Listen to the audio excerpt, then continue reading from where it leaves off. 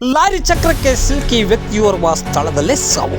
ಚಿತ್ರದುರ್ಗ ಜಿಲ್ಲೆಯ ಹಿರಿಯೂರು ತಾಲೂಕಿನ ಗೊಲ್ಲಹಳ್ಳಿಯಲ್ಲಿ ಹಾದು ಹೋಗಿರುವ ರಾಷ್ಟ್ರೀಯ ಹೆದ್ದಾರಿ 150ಗೆ PNC ಕಂಪನಿಯ ಲಾರಿ ಕುರಿಗಾಯ ಮೇಲೆ ಹರಿದು ವ್ಯಕ್ತಿ ಸ್ಥಳದಲ್ಲೇ ಮೃತಪಟ್ಟಿರುವ ಘಟನೆ ಇಂದು ನಡೆದಿದೆ.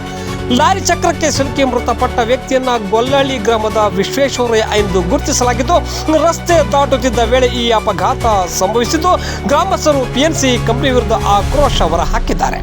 ಘಟನಾ ಸ್ಥಳಕ್ಕೆ ಐಮಂಗಲ ಪೊಲೀಸರು ಭೇಟಿ ನೀಡಿದ್ದು ಪರಿಶೀಲನೆ ನಡೆಸಿದ್ದಾರೆ. ಇನ್ನು ಐಮಂಗಲ ಪೊಲೀಸ್ ಠಾಣಾ ವ್ಯಾಪ್ತಿಯಲ್ಲಿ ಈ ಘಟನೆ ನಡೆದಿದೆ.